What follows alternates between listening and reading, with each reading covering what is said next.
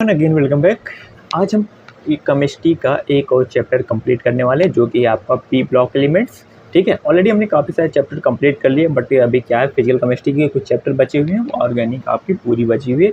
But अब क्या है कि लगभग बता दें आपको कि 10 दिन और रह गए हैं आपके एग्ज़ाम के लिए। ज़्यादा दिन नहीं है, 10 दिन ही है। ठीक है, तो अभी क्या करना है, आपको थोड़ा सा अपने प्रिपरेशन को बूस्टअप करने की ज़रूरत है। बूस्टअप क्या, बहुत ज़्यादा मतलब थोड़ा बूस्टअप करने की ज़रूरत है, क्योंकि मैं ऑलरेडी बता चुका हूँ अगर गवर्नमेंट कॉलेज आपको चाहिए तो उसमें सीटें बहुत कम है, 1400 अप्रॉक्स हैं, पूरा 1400 नहीं है। तो आपको क्या करना होगा, थोड़ी सी आपको ज़्यादा क्या करनी होगी, प्रैक्टिस ज़्यादा करनी होगी। प्रैक्टिस ज़्यादा करने के लिए क्या करना होगा कि नंबर आपको क्वेश्चन ज़्यादा सॉल्व करने होंगे, वो आप कहीं से भी सॉल्व कर सकते हो, कोई बुक से कर सकते हो, या मैंने बहुत सारे जो ऑलरेडी पीपीटी डाल रखी हैं टेलीग्राम डिस्कशन ग्रुप में, वो भी आप बार बार सॉल्व कर सकते हो। क्वेश्चन आपको यहीं से मिलेंगे, बाहर से नहीं मिलेंगे। इजी क्वेश्चन आते हैं हमेशा ही इस पेपर में। ठीक है, ऐसा मत सोच लेना कि अगली बार एनटीए ने बहुत ज़्यादा टफ एग्ज़ाम करवा दिया तो क्या इसमें भी टफ आएगा, ऐसा नहीं है यार, इसमें टफ नहीं आता उतना। ठीक है, इसका लेवल थोड़ा कम है। ठीक है, तो APPT भी तुमको टेलीग्राम चैनल के डिस्कशन ग्रुप में मिल जाएगी। ऑलरेडी मैंने डिस्कशन ग्रुप का जो भी चैनल का डिस्क्रिप्शन का लिंक है हर वीडियो के अंदर दे देता हूँ, उसको ज्वाइन कर लो। ठीक है, फ़ायदे में रहोगे। ज्वाइन कर लो इसलिए क्योंकि भाई तुमको काउंसलिंग में बहुत ज़्यादा गाइडेंस की ज़रूरत पड़ेगी। उसके बाद फिर तुम क्या करोगे, एडमिशन लोगे, तभी तुमको बहुत सारी चीज़ों में हेल्प की ज़रूरत पड़ेगी मेरी। ठीक है, तो इसलिए मैं कह रहा हूँ पहले ही ज्वाइन कर लो, और चैनल को सब्सक्राइब नहीं किया तो सब्सक्राइब कर लो अभी। ठीक है, नहीं तो बाद में तुमको ही पछताना पड़ेगा। ठीक है, चलो चलते। सबसे पहले नंबर 1 क्वेश्चन हमारा, which gas use as anaesthetic in minor surgery. Minor surgery में कौन सी गैस है जो एनेस्थीसिया के रूप में यूज की जाती है। अभी तो कुछ लोग एनेस्थीसिया का नाम भी नहीं सुने होंगे। ठीक है, मैं बता दूं उनको एनेस्थीसिया क्या होता है, बताना ज़रूरी, आई थिंक अभी तो तुमको बताना ज़रूरी नहीं है। ठीक, ऐसा होता है एनेस्थीसिया मतलब कि किसी बॉडी पार्ट को हम क्या कर देते हैं, उसको शून्य कर देते हैं, ऐसा कह दो, या पूरी बॉडी को हम क्या कर देते हैं कि सेडेटिव कर देते हैं, मतलब बेहोश कर देते हैं, इंसान को बेहोश करने वाली दवाई। ठीक है, वो उन दवाइयों के नाम यहाँ पे बताने का कोई मतलब है नहीं वैसे, बट जो माइनर सर्जरी लाइक कहीं चोट लग गई या कहीं लोकलाइज जो सर्जरी करना हो, या मतलब बहुत कम टाइम के लिए बेहोश करना हो, जैसे कि ECT होती है। अब तुमको ECT क्या होती है, ECT होती है इलेक्ट्रोकन्वर्जन थेरेपी होती है। ठीक है, वो तुम जब आओगे तो पता चलेगा। अभी मेरी ड्यूटी साइकेट्रिक वार्ड में चल रही है, तो क्या है कि यही सारी चीज़ दिमाग में घूमती रहती है मेरे दिन भर में। ठीक है, क्या इसमें थोड़ी सी बता ही देता हूँ। ECT क्या होती है, ECT होती है कि कभी तुमने पुरानी मूवी देखी होगी, जब कोई पागल हो जाता तो उसमें पेशेंट को क्या किया जाता है, शॉक दिया जाता है। ठीक है, देखा होगा तुम लोगों ने भी, उसको बिना बेहोश किए बहुत तेज़ी से शॉक देते थे और पेशेंट चिल्लाता रहता है। ठीक है, ऐसा नहीं होता यार कुछ भी, वो मूवी में जो कुछ भी दिखाया जाता है वो सब कुछ गलत है। वो बहुत पहले मतलब होता था। अब क्या है कि मॉडिफाइड जो है ECT होती है। मॉडिफाइड ECT में क्या करते हैं कि एनेस्थीसिया देते हैं। ठीक है, एनेस्थीसिया देते हैं, वो भी मैक्स टू मैक्स 5 मिनट के लिए। ठीक है, एनेस्थीसिया दिया, जैसे ही वैसे पेशेंट क्या हुआ, सेडेटिव हुआ, मतलब बेहोश हुआ, तुरंत इलेक्ट्रोकन्वर्जन थेरेपी मतलब ECT, मतलब कुछ शॉक ही देना होता है। जैसे तुमने देख रखा होगा पुराने मूवी में कि हेड पे क्या करते हैं, एक इलेक्ट्रिक का वायर टाइप का, मतलब कुछ हेलमेट टाइप का लगा देते हैं, वैसे दोनों साइड में क्या करते हैं, मतलब एक पॉजिटिव एक निगेटिव मतलब लगाया जाता है, और एक मशीन होती है ECT, उसको क्या किया जाता है, एक वोल्टेज सेट करा जाता है। हर पेशेंट का अलग अलग वोल्टेज होता है, मतलब नंबर आप जो है क्या करते हैं ECT पे वो डिपेंड करता रहता है। ठीक है, तो अलग अलग होता है, तो उसको क्या करते हैं कि सेडेटिव मतलब ECT करंट देते हैं, तो वो क्या करता है कि सीजर आते हैं उसकी बॉडी में। सीजर आपको दिखाई देंगे, क्या करते हैं, हम एक बॉडी पार्ट को बांध के रखते हैं, लाइक हम उस किसी बाएं पैर में या दाएं पैर में हम क्या करते हैं, बहुत कस के जो है, जो मैनुअल BP मशीन होती है उसका कप बांध देते हैं और पूरा उसको टाइटली फिट कर देते हैं। ठीक है, और उसका मतलब प्रेशर रिलीज नहीं होने देते। उसमें हमको मैक्स टू मैक्स 15 से 30 सेकेंड तक क्या होता है, सीजर दिखाई देता है। ये होती है इलेक्ट्रिकल कन्वर्जन थेरेपी। कहने में कितना आसान लगता है, अब देखोगे तुम्हारे रोंगटे खड़े हो जाएंगे। ठीक है, जब एडमिशन लोगे तब पता चलेगा, बहुत मज़ा भी आता है। ठीक है, कभी कभी अभी और चीज़ें हैं, साइकेट्री वार्ड्स के बारे में बताता रहूँगा, जैसे क्वेश्चन सॉल्व कराऊँगा तो वो बताता रहूँगा, बहुत सारी चीज़ें, मज़ा भी आएगा तुमको उसमें। ठीक है, चलो, which gas is use as anaesthetic in minor surgery. इसमें क्या नाइट्रस ऑक्साइड करते हैं। आप कहोगे ये तो लाफिंग गैस होती है। लाफिंग गैस होती है कुछ अमाउंट में, जब उसको सुन लोगे ज़्यादा अमाउंट था वो लाफिंग गैस होती है। ठीक है, उसका बहुत थोड़ा सा अमाउंट जो होता है वो क्या होता है, जनरल एनेस्थीसिया यानी माइनर एनेस्थेटिक का काम करता है, ठीक है।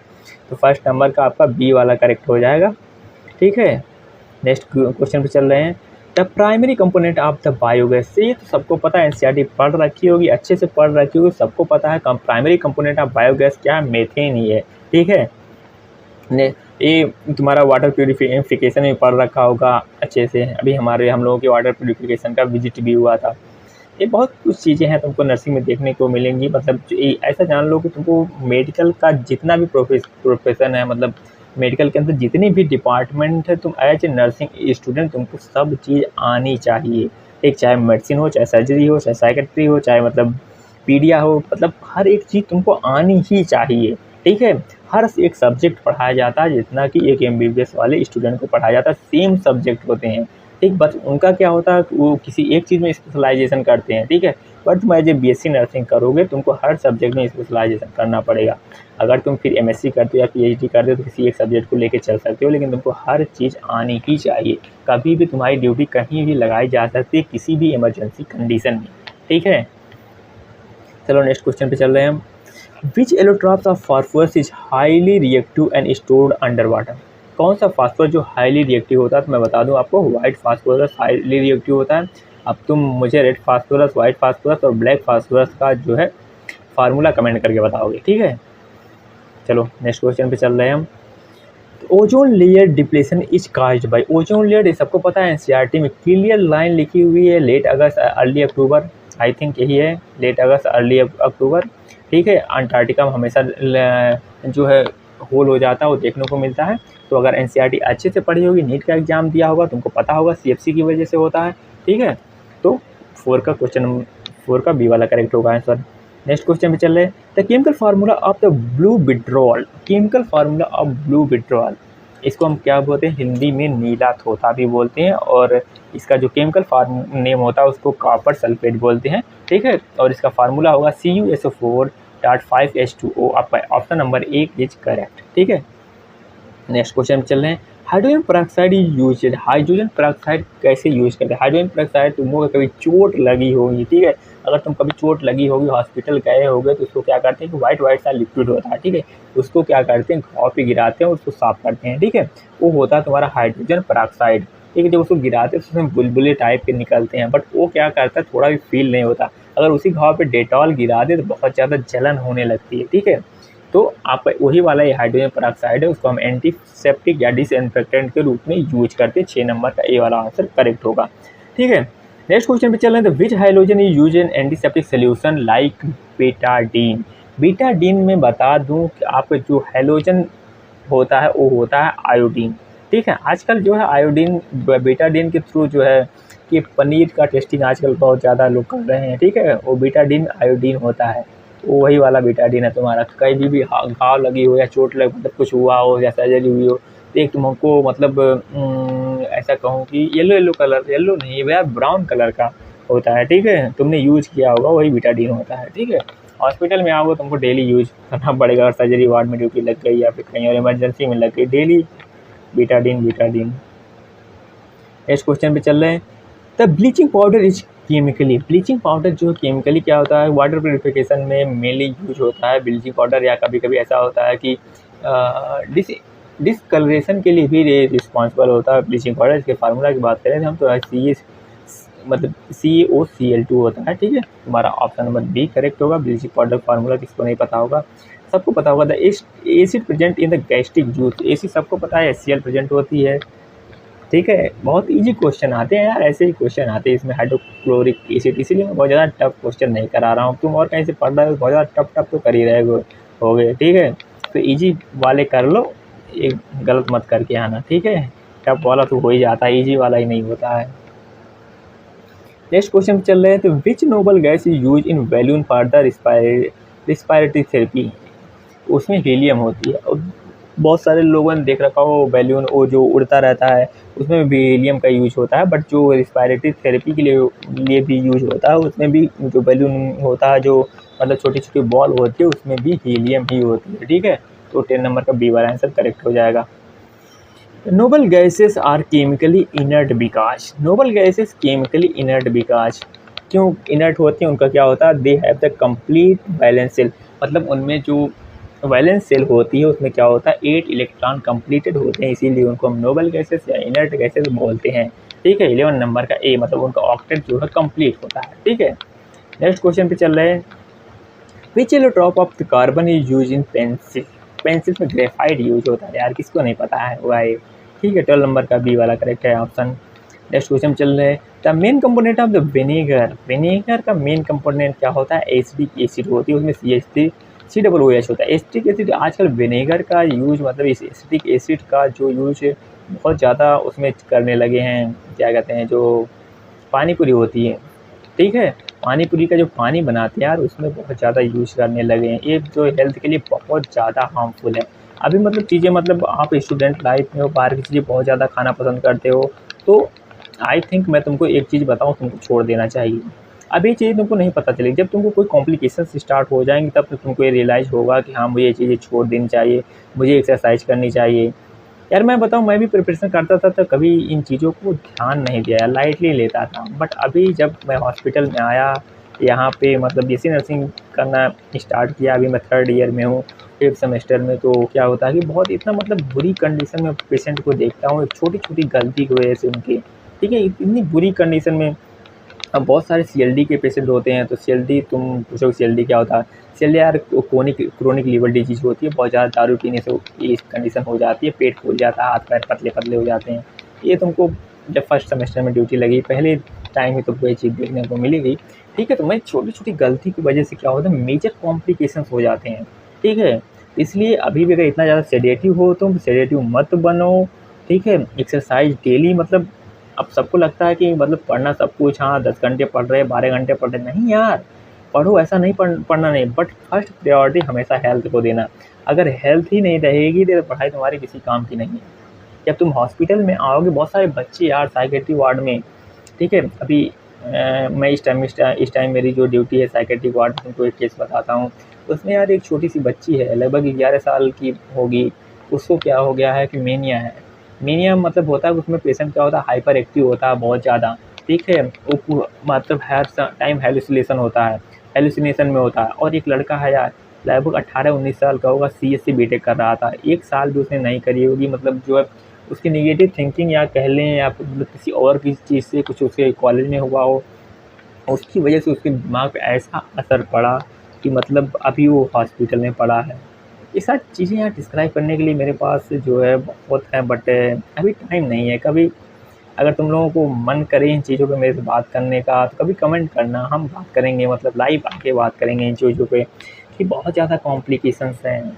अपनी हेल्थ पे ध्यान दो, अपने फैमिली मेम्बर से बोलो कि वो क्या करें, फर्स्ट प्रायोरिटी अपनी हेल्थ को दें, ना कि किसी और चीज़ को। ठीक है, और चीज़ें तो यार हेल्थ रहेगी तो और चीज़ें अपने आप हो जाती हैं। ठीक है, तुमको फर्स्ट प्रायोरिटी अपनी हेल्थ पे देनी होगी। ठीक है, मैंने भी कहीं कुछ गलतियाँ करी, इस वजह से मुझे भी थोड़ी सी हेल्थ इश्यूज़ हैं, मुझे भी मतलब स्टोन हो गया है यार। ठीक है, वो तो ठीक हो जाएगा, वो मुझे पता है। ठीक है, ज़्यादा बड़ा भी नहीं है, वो ठीक हो जाएगा। बट इसलिए मैं बोलता हूँ, जो चीज़ें हैं तुम आके बाद में रियलाइज़ करोगे, उसको पहले ही तुम कंट्रोल करना सीख लो तो ज़्यादा अच्छा होगा। इसलिए मतलब बाहर की चीज़ें अवॉइड जितना कर सकते हो करो, खुद से बनाओ, थोड़ा टाइम जाता है, बट हाँ, कम से कम हेल्दी तो रहोगे। हॉस्पिटल यार बहुत बुरी जगह है, इतना बता दूँ मैं। दिखने में अच्छा लगता है बाहर से, अंदर जाओगे, ठीक है, पूरा खोल के रख देते हैं पूरे बॉडी पार्ट। ओटी में कभी देखना जाके, समझ में आएगा। The acid rain is caused by the emission of, acid rain किस वजह से होती है। अभी आगरा में मैं हूँ, इसका तो मेजर एग्जांपल है आपका ताजमहल। ठीक है, क्या कि बहुत सारे ईंट भट्टे जो हैं वो बंद कर दिए गए आगरा में एसिड रेन की वजह से। आपने एनसीईआरटी में पढ़ रखा होगा इस चीज़ को बहुत अच्छे से, इकोलॉजी में। ठीक है, एसिड रेन की वजह से बंद कर दिए कि ईंट भट्टे इसके 50 किलोमीटर के एरिया में कोई भी ईंट भट्टा नहीं है।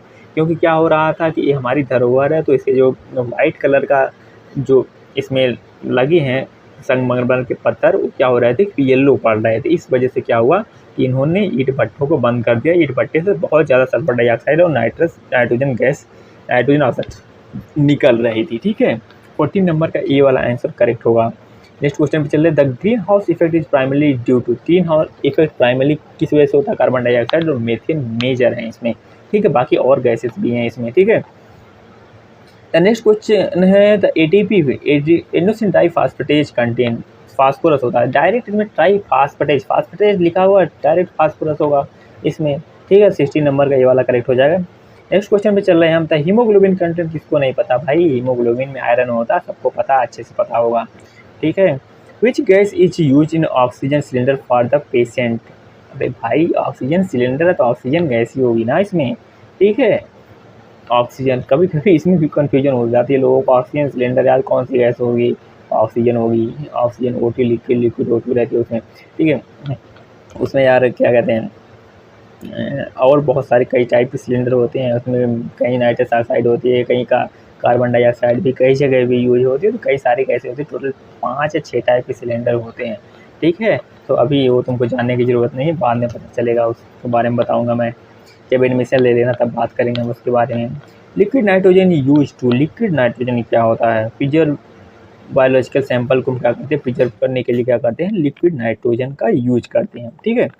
अगर नेक्स्ट क्वेश्चन की हम बात करें, the Haber process produce, Haber process क्या है, वो इंडस्ट्रियल मेथड है अमोनिया बनाने का, ठीक है। हैबर प्रोसेस में क्या करते हैं हम, इंडस्ट्रियल प्रोसेस मतलब बहुत ज़्यादा लार्ज स्केल पे, जैसे कि और सारे फर्टिलाइज़र हो गए या कई सारी चीज़ों को और बनाने के लिए हम क्या करते हैं, अमोनिया बनाने के लिए हम हैबर प्रोसेस का यूज करते हैं, ठीक है। और हम नेक्स्ट क्वेश्चन की बात करें, the Ostwald process convert ammonia to nitric acid, मतलब ओस्टोवाल्ड प्रोसेस का काम है जो ammonia to nitric acid convert करने के लिए हम क्या करते हैं, ओस्टोवाल्ड प्रोसेस का यूज करते हैं, ठीक है।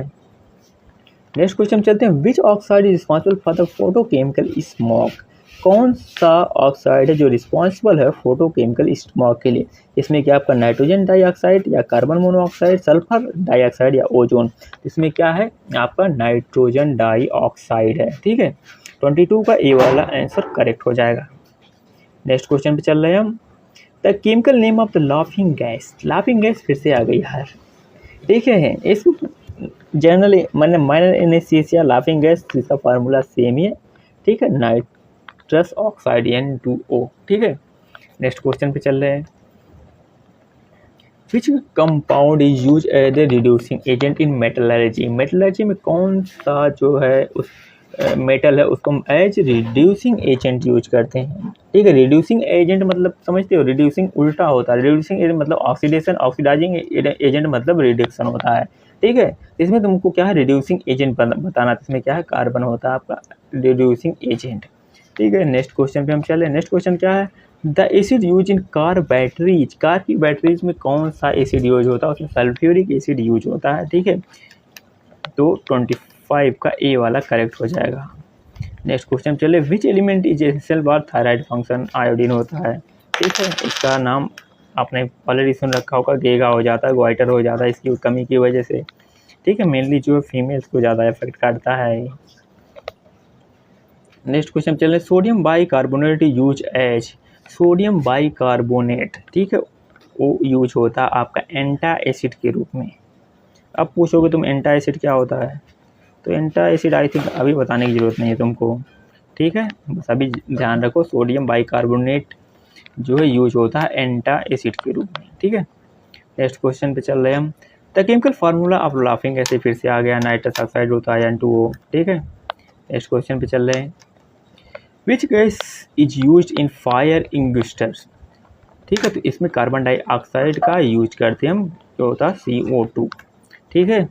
कई टाइप के ये होते हैं, कई सारे फॉक टाइप, मतलब अलग अलग जो है आग के लिए अलग अलग टाइप के होते हैं, ठीक है। कई सारे जो जैसे कि आपका इलेक्ट्रिक इक्विपमेंट है उसके लिए फॉक टाइप का आता है, नहीं वो कार्बन डाइऑक्साइड का आता है, और जगहों के लिए फॉक टाइप का आता है, ठीक है। कई सारे अलग अलग टाइप के होते हैं ये, ठीक है। अभी के लिए बस इतना जान रखो कि कार्बन डाइऑक्साइड यूज होता है इसमें। नेक्स्ट क्वेश्चन पे हम चले। नेक्स्ट क्वेश्चन क्या है, the most abundant element in earth crust is, most abundant element इसमें से ये तुम्हारा होता oxygen, I think most abundant element पूछ रहा है, तो ऑक्सीजन तो गैस है यार, एलिमेंट नहीं होगा है।